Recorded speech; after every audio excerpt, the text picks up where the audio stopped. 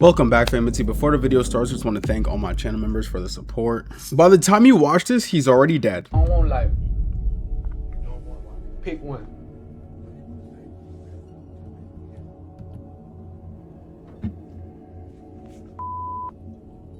By the time you watch this video, this guy will already have been dead, but it really wasn't too long ago when he was living and breathing on this earth with the rest of us. The video that you guys just watched shows an interview with a prison inmate named James Broadnax. He can be seen stating, "I don't want life," and also when asked what he would say to the victims' families, the victims whose lives he took, he states, "F 'em."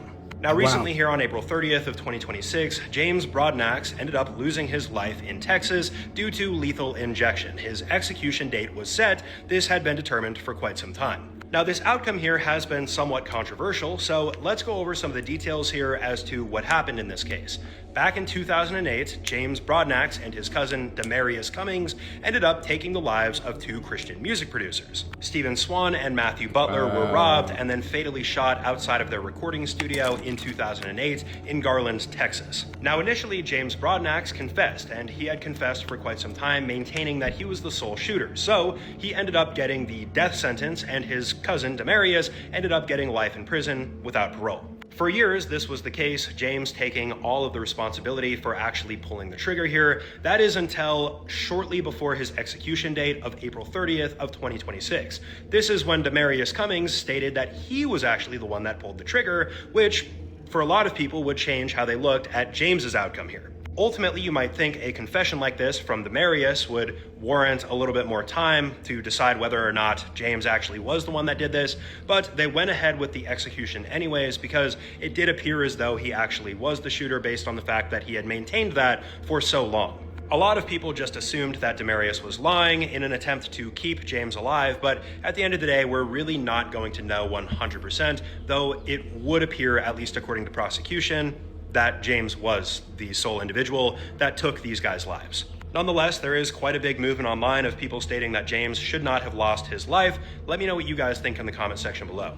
Drop a comment, letting me know what you want to see next, and I'll see you guys in the next video. Peace out. That's a sticky situation. I mean, he literally just admitted that he did it at first and then he changed his mind after. So that kind of, I guess that could have delayed the process, but it's still kind of like, dude, you know what I'm saying? This is set to happen. Like, we can't just be delaying it. Space launch recently. Yeah, on April April 1st. So there's a crazy coincidence. What happened? And Marvel fans are going crazy. Okay. If you paid attention to the people that went to space on that Artemis trip, Operation Artemis, yeah. That operation has 4 astronauts going to space, right? Yeah. Recently, there was a movie that came out called The Fantastic Four. Oh, that has? Now, one of the people that went on that mission, his name was Reed Richards. Reed Richards. Who's Reed Richards in the movie? Reed Richards is Mr. Fantastic in Fantastic Four. So there's 4 of them, literally in every single Fantastic Four. Okay. It's always Reed Richards. Yeah. He's like the main. He's the main. In every Fantastic Four, there's also a woman. Yeah. One woman, though, and a bald guy. This operation, or this project, They had the same? had a bald guy, a woman, and a guy named Reed Richards. That's Are they crazy. playing our It was face? all on April Fool's, too. Yeah. It's almost like, yo, we're gonna joke about it right now. We're literally gonna show you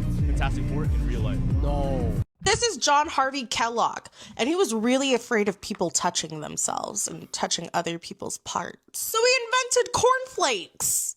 Bro was a doctor and deeply, deeply religious, and he believed that bumping uglies was wrong and that it was destroying society. And I mean doing the deed for any reason, including procreation.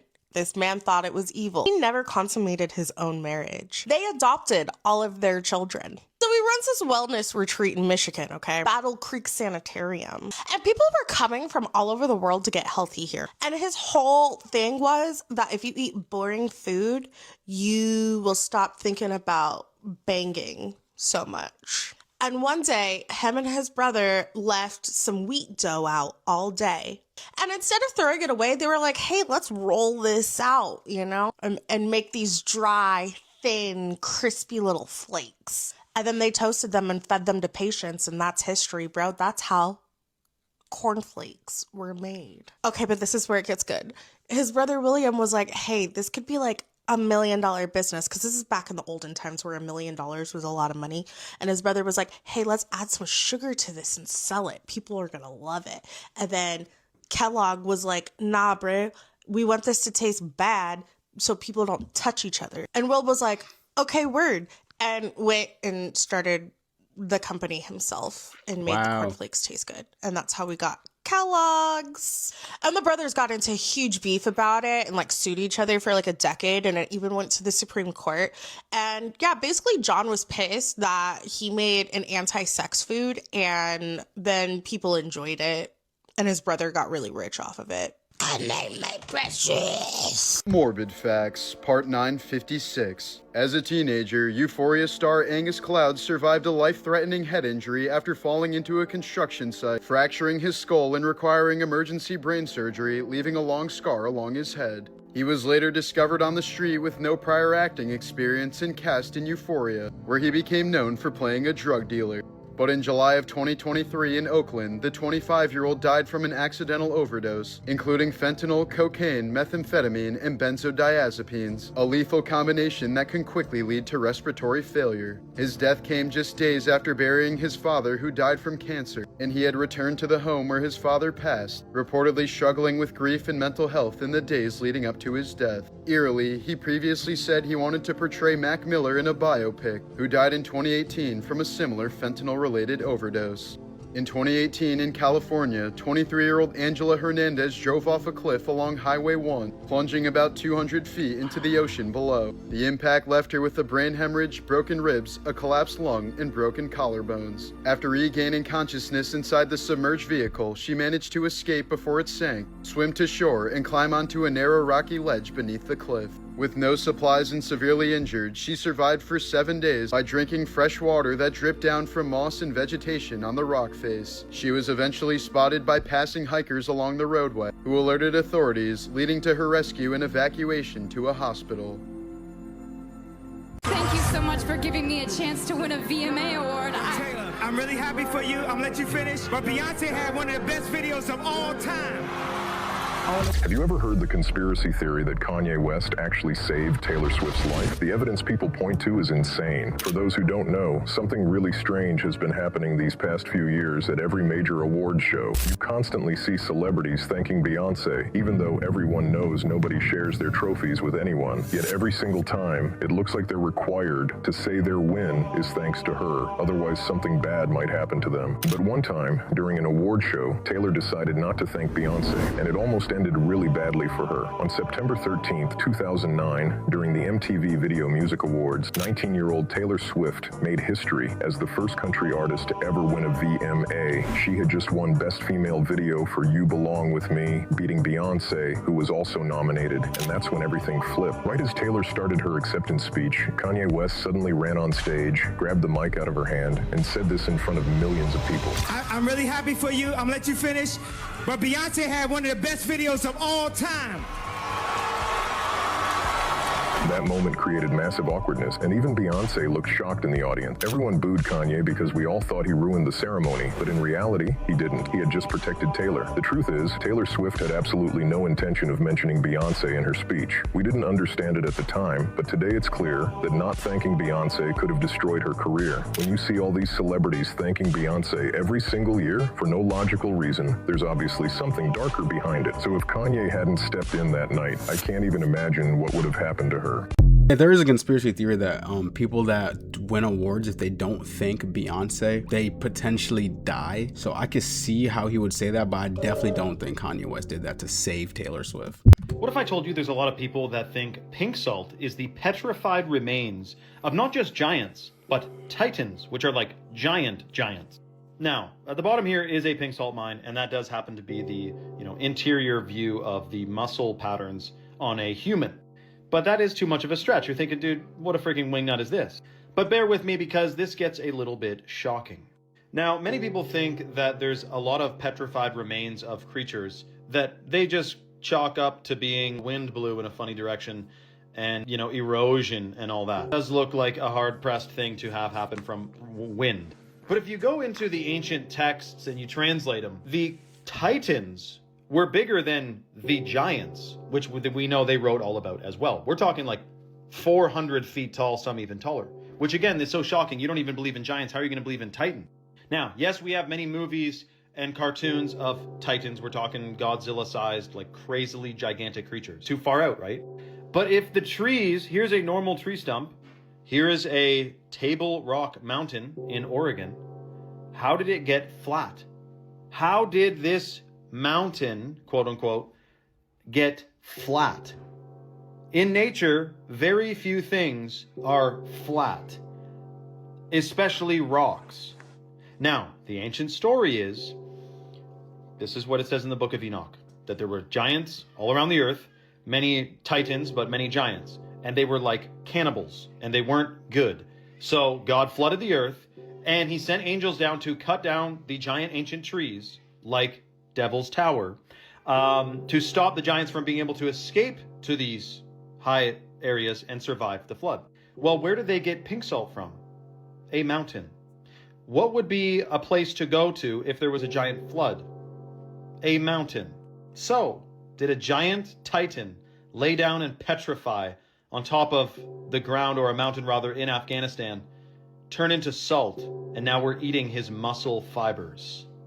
Let me know your thoughts in the comments below. Dude, that is a insane theory. That's kind of like a stretch, but you know what I'm saying? People believe what they want to believe. There's only one rule to entering Earth. Forget who you are. Earth isn't just a planet. It's the greatest experiment in the universe. Consciousness came here knowing it would forget everything, to see if, even in total darkness, the light could be remembered. You chose your body, your family, your role. You entered as a baby and were taught fear and separation. Most forgot completely. God is inside you became, you are separate. But something shifted. Earth entered a new frequency. Across the planet, many arrived disguised as ordinary humans, waiting, sleeping. And now, they're waking up, remembering who they are, dreaming a new Earth into being, built not on fear, but on love. And if you're hearing this, maybe you're one of us.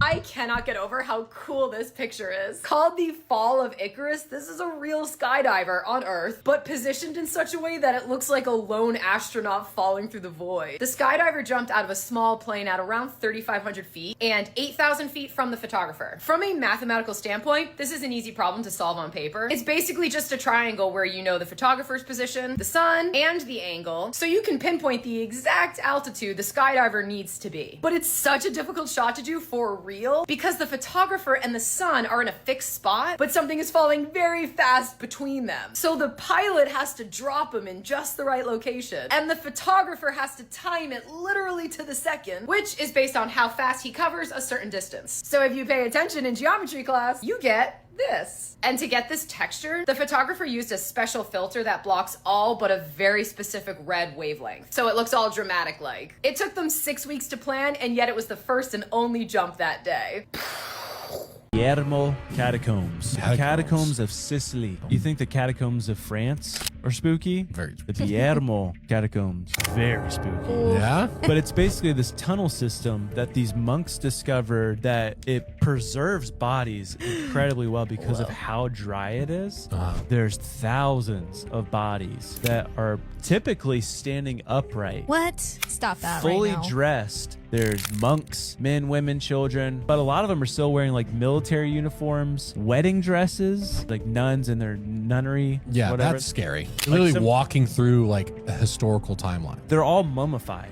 But there's this one, they call her the Sleeping Beauty of Palermo. She died in 1920. She was 2 years old, but her body is so well preserved that it's been over 100 years. I know in the Catholic and the Orthodox Church, a lot of them believe that there's some saints that when they die, their body just never corrodes and never corrupts. She's the most well preserved body in this catacomb. Look at the picture. 100 years old. Dude, this is nutso. They've done x-rays. Her organs are still intact and her brain is still preserved. How does that happen? That's crazy. Imagine walking down that catacomb well lit and then just the power goes out.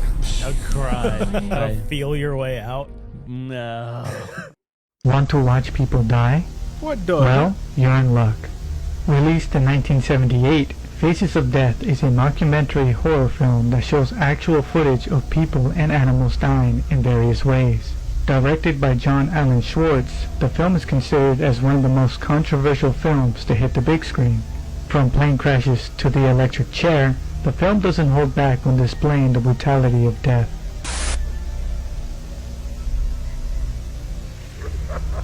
Not enough for you? No problem. The original Faces of Death grew so much popularity that it eventually became a franchise of 9 separate films, with the latest one set to be released on April 10th of this year. Directed by Daniel Goldhaber, this Faces of Death follows a moderator who discovers an online group reenacting the deaths of the original Faces of Death. Yeah, it's a very specific type of audience of people that do end up liking really gory content, like watching people die, watching murders happen, but I've never really dug too deep into that. Watch this. This is why people fear mountain lions. Let's see it. What the hell? I didn't even see that. Yo. It's the eyes that really gave it away.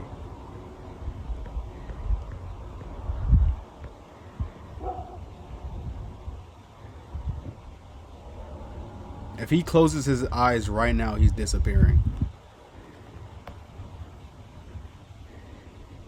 Just that blink alone did a lot. Wow.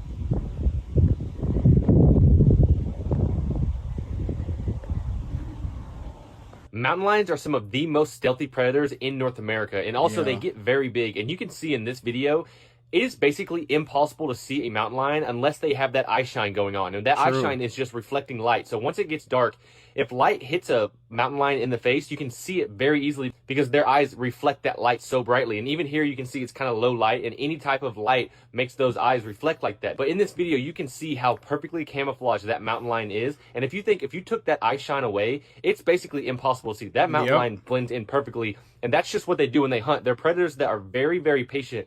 And they will sit and wait to the perfect time. They don't rely on speed to get their prey down. They'll get as close as they can, as quiet as they can, and then once they're close enough, they'll just burst at them with a little bit of speed, grab their prey, and then it's pretty much over. Yeah, that's what happens when it comes to these animals. Like, a lot of them don't like to overextend their energy. You know what I'm saying? It's always like precise and just direct. But this is actually 100% real. You guys might call BS, and you know what? That's fine. But what I am going to tell you is, believe it or not, this is actually real.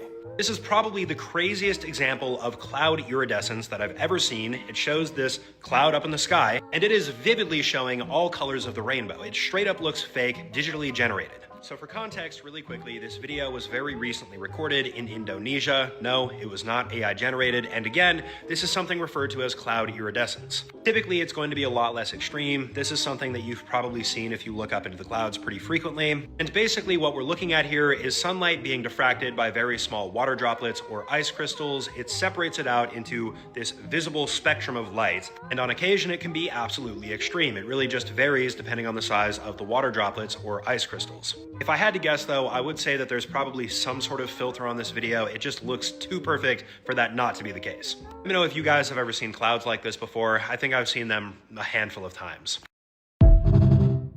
Yeah, I have, but not a lot, like he said. What did I just witness? What the hell?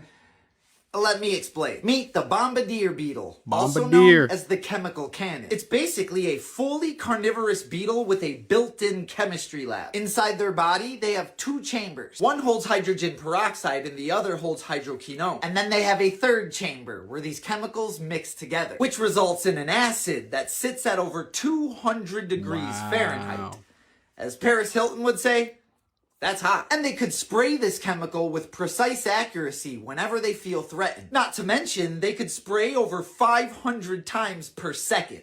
That's a chemical Gatling gun. In other words, all of those ants are about to get super soaked in boiling acid. They don't even really have predators. I mean, occasionally a frog or toad will eat them and then throw them right back up because the beetle sprays in their stomach.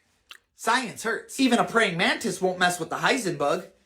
Gangsta. Moral of the story, if you're ever feeling down, just remember, you could be a bug dealing with that. And as always, follow for more facts. I wonder how they don't hurt themselves when they do that, because he said it's directional. So obviously when it points at a certain direction and it hits a part of its body, I wonder how it doesn't. I wonder how they avoid like self-damaging themselves. President of Israel took a rather long route from Israel to Kazakhstan yesterday, avoiding many Middle Eastern and a few European countries. This flight, if taken direct, would have been roughly 5 hours, but in this case, it took around 8. And interestingly, the plane flew straight through Russia, but avoided Belarus, who's an ally of Russia. This is insane, guys. A couple days ago, this judge in South Korea was found dead inside a flower bed with severe injuries and a suicide note in his pocket. The same exact judge that was recently responsible for more than doubling the former First Lady's jail sentence. Now, for context, Kim Kyun-hee was the wife of former President Yoon Suk-yeol, who got impeached back in 2024, but she herself ended up being accused of many crimes as well, like taking bribes and manipulating the stock market.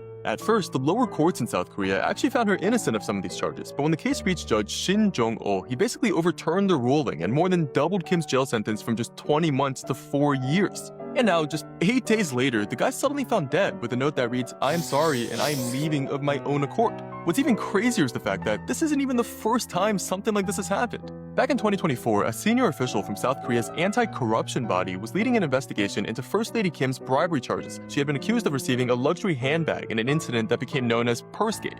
And that senior official was also later found dead with a suicide note in his pocket. Now, despite all these strange coincidences, nothing suspicious was ever found regarding that death. And in the case of this judge, investigators have said yet again that there is no sign of foul play. And in all likelihood, once again, nothing will ever come out of it. David is 100% cooked, even if he doesn't get the death penalty. Oh yeah, definitely. Bro, recently messages between him and another girl that he allegedly dated came out. Did you see them? I didn't see the messages, but I heard about this, and I told you, bro, that they found out there was like 2 or 3 other girls that were underage that he was talking to. And allegedly, I even heard that he even had other girls that were underage in different houses. Really? Yes. To my knowledge, I heard they were alive. But these messages, it shows him texting, I guess, this other girl who's underage. And let me just read you a little bit. So from what I see, it says, "Real, you as a chat member is suicide, not gonna lie." That's David saying that. Then the girl says, "LMFAO." And he goes, "Imagine getting hacked by my alter ego." And then the girl goes, "I don't know how I have that character. I would def win a Itami fight off." He said, "No, you would not." She said, "Proof?"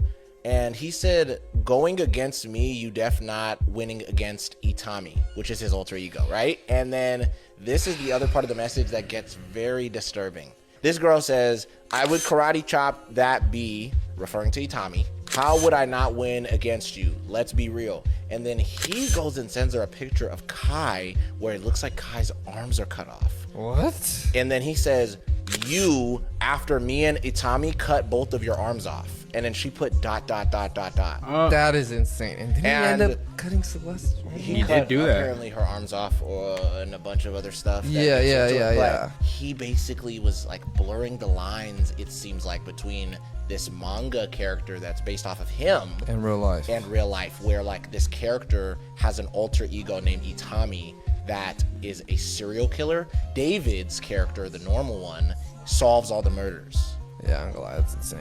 That is insane that he would say that, and we already know what pretty much happened to Celeste. It appeared that this China Eastern Airbus A350 was trying to power back from the gate using thrust reverse, something that's rarely done now. It didn't go so good. Here's the view from the terminal.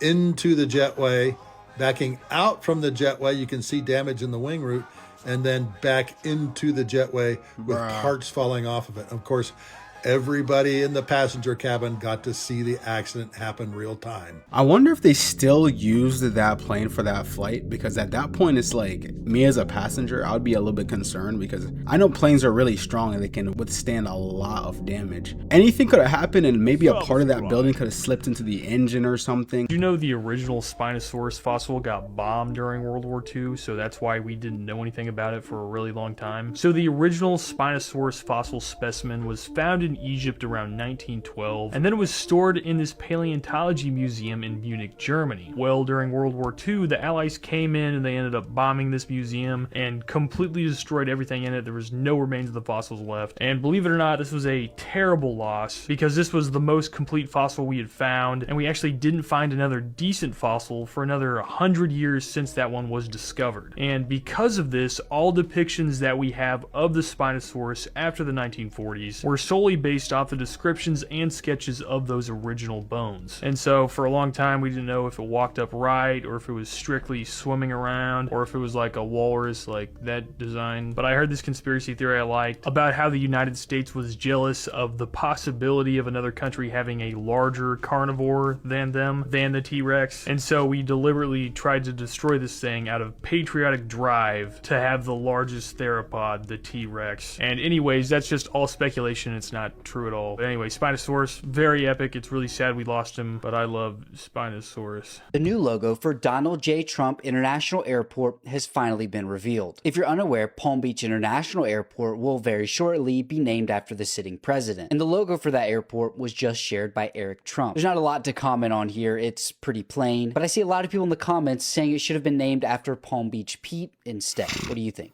If they named it Palm Beach Pete Airport, yo, that'd be hilarious. I'm pretty sure I also heard reports that Trump wanted to change someone off the dollar bill.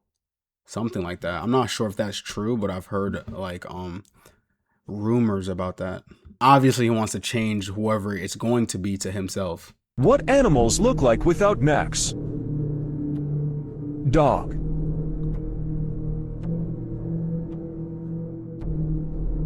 Hippo.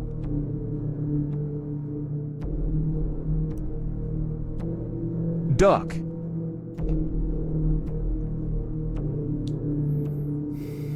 Elephant.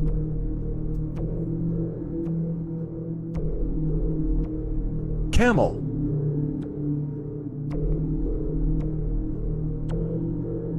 Goat.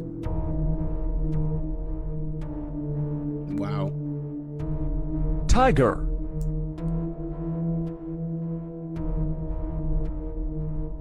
Donkey.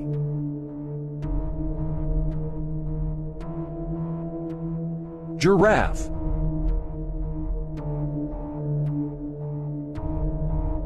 Kangaroo. Still got a little bit of a neck. That's creepy. Okay, breaking news. If you're a student watching this, halala. So, thousands of schools around the world have been disrupted because there's been a major hack on the Canvas learning management system, which for perspective is used by over 30 million active daily users globally. And a lot of these are schools and universities, particularly in the US, and it's caused huge disruption for students, some of which are in their finals, their end of year assignments. And so these students trying to access their grades, their study material, etc., they've been locked out and they've been met with this ransom note from a hacking group called Shiny Hunters. And this group is threatening to leak the data of millions of students on the 12th. So next week, Tuesday, if that group is not paid a ransom.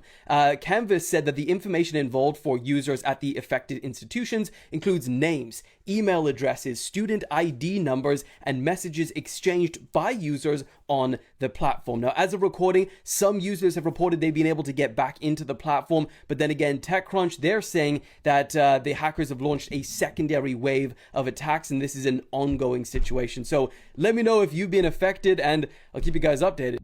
Okay, hang on. I just saw on Twitter that Miley Cyrus is now in a cult. The cult is called the Modern Mystery School, and it's not really a school. It's allegedly an organization that trains healing practitioners in the tradition of the lineage of King Solomon. These healers are encouraged to join sacrifices every year and sign contracts stating that they aren't allowed to tell anyone about it. These two girls, Lily and Blue, were allegedly healers at the cult school. They allegedly met Miley in February of 2023, right after Flowers dropped, and encouraged her to join their cult.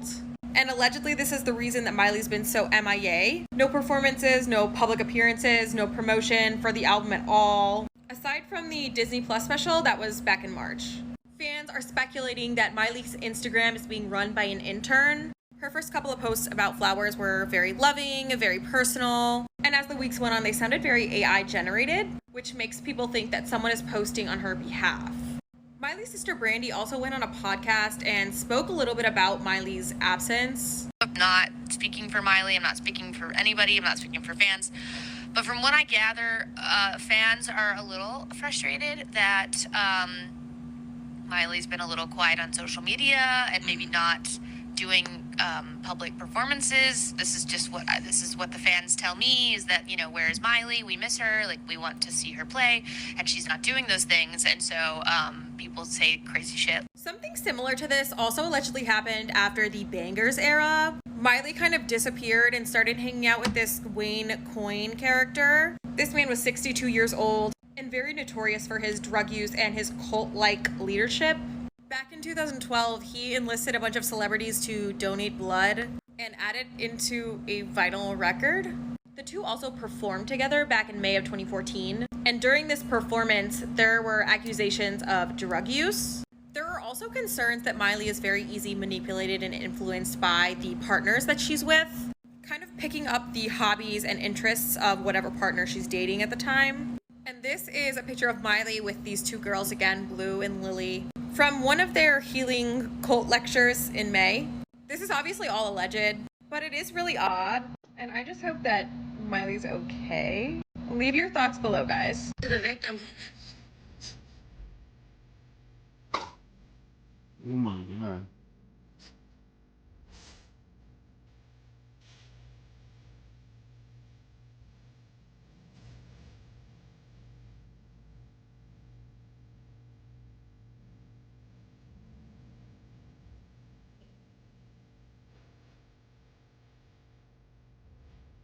Wow.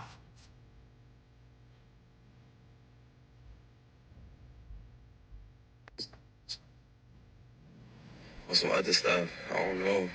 All right, well, I'm here. And what's your name? Devon.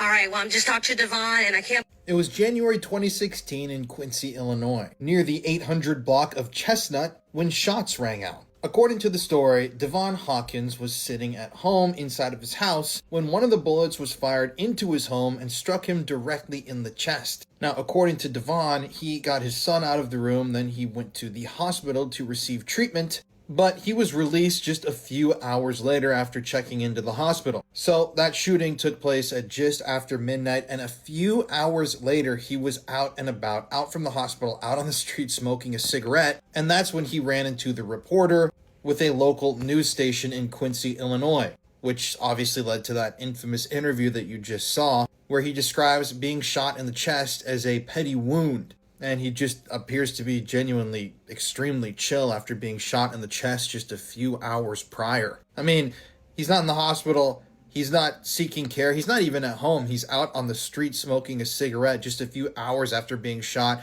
near that exact location, with the people still being on the run. Now, sadly, a few years later, Devon would actually be arrested himself, not on charges related to this shooting, but for FTA speeding, driving on a suspended license, and the transportation of alcohol. I don't know what that means. Maybe open container in the vehicle. I don't really know. I don't know what ended up happening to Devon after this arrest, but yeah, this clip is just one of the craziest things that I think I've ever seen. And obviously, right after it was uploaded to YouTube, it got millions of views back in the day.